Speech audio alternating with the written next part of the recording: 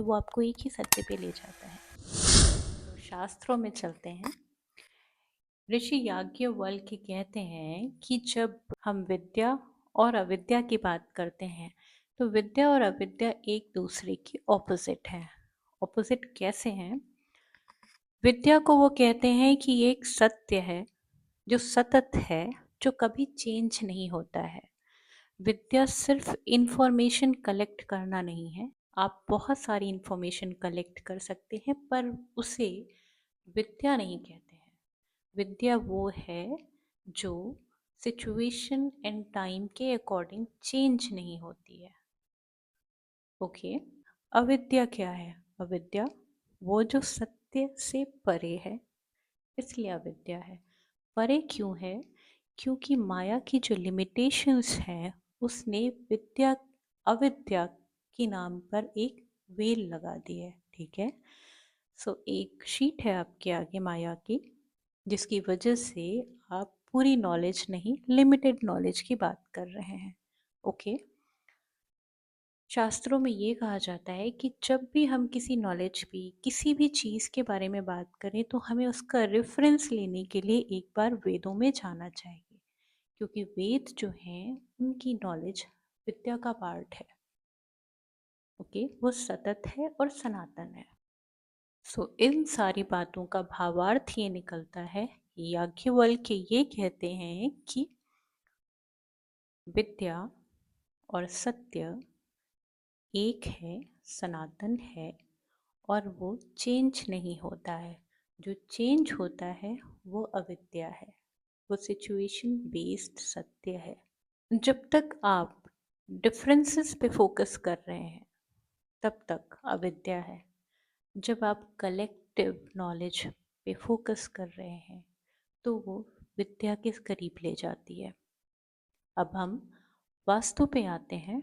तो वास्तु में कई सारे मेथड्स हैं, पर ये सारे जो मेथड्स हैं क्या ये नेचर से अलग कुछ और बातें करते हैं? नहीं, क्योंकि हम वास्तव में नेचर से कनेक्ट होकर के बातें करते हैं। तो वो नेचर की जो नेचुरल रिदमिक साइकिल है, कॉस्मोस का जो मैनिफेस्टेशन का सिद्धांत है, उससे डिफरेंट नहीं है।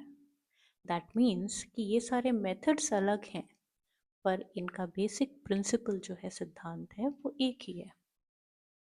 अब जब भी सिद्धांत एक है, मेथड्स अलग हैं, तो सारे मेथड्स वर्क करते हैं। फ़र्क सिर्फ इतना है कि हम किस मेथड को अप्लाई करने की कैपेबिलिटी रखते हैं। आप जिस मेथड को पढ़ रहे हैं, आप उस मेथड की गहराई तक जाइए। गहराई में जाते ही आपको वो सारे सिद्धांत जो है ना, वो दिखना स्टार्ट हो जाएंगे कि मैनिफेस्टेशन ऐसे होता है, नेचर इस तरह से इंटरेक्ट करती है और इस तरह से मैनिफेस्ट करना स्टार्ट करती है। वहाँ पे कोई डिफरेंस नहीं है। जब हम ऊपर ही बातें करते हैं तो वहाँ बहुत सारे डिफरेंस हैं। कौन सा मेथड, कौन सी टेक्निक किस तरह से अप्लाई करना है, ये बहुत सारी अविद्या के पार्ट हैं।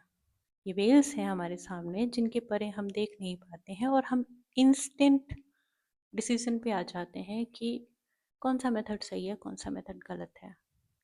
फ़र्क ये है कि वो मेथड जो अप्लाई कर रहा है उसकी नॉलेज, उसका जो ज्ञान है, उसमें कितना परसेंट विद्या है और कितने परसेंट अविद्या है।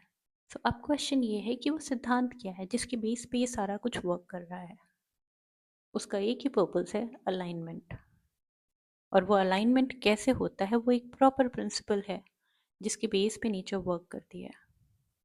उसमें ज़रा सा भी चेंज नहीं है। जब हम पतंजलि योग सूत्र पढ़ते हैं तो वो भी हमें ये बताते हैं कि इसमें जितने काउंटिंग की बात की गई है उससे एक ज़्यादा और एक कम नहीं है। दैट मीन्स ये पूरा मैथमेटिकल कैलकुलेशन है जिसमें कुछ भी कम या ज़्यादा नहीं है। नेचर का यही सिद्धांत है और ये हर जगह अप्लाई होता है। जब आप बात करते हैं कि कितने तत्व हैं, उसमें कितने भूत हैं, कितनी तन्मात्राएं हैं, कितनी अवेयरनेस की स्टेजेस हैं, वो कैलकुलेटेड हैं और वो वैसे ही काम करती हैं। वो कैलकुलेटेड है और वैसे ही काम करती हैं। नेक्स्ट टाइम जब भी आप किसी जजमेंट पे जा रहे हो, तो एक चीज़ का ध्यान रखना कि सत्य जो है वो बदलता नहीं है। हमारे देखने का तरीका, हमारा दर्शन जो है वो अलग होता है। और जब आप दर्शन फॉलो करेंगे तो आप किसी भी दर्शन को फॉलो करेंगे वो आपको एक ही सत्य पे ले जाता है। दैट मीन्स एकम सत विप्र बहुधा वदंती।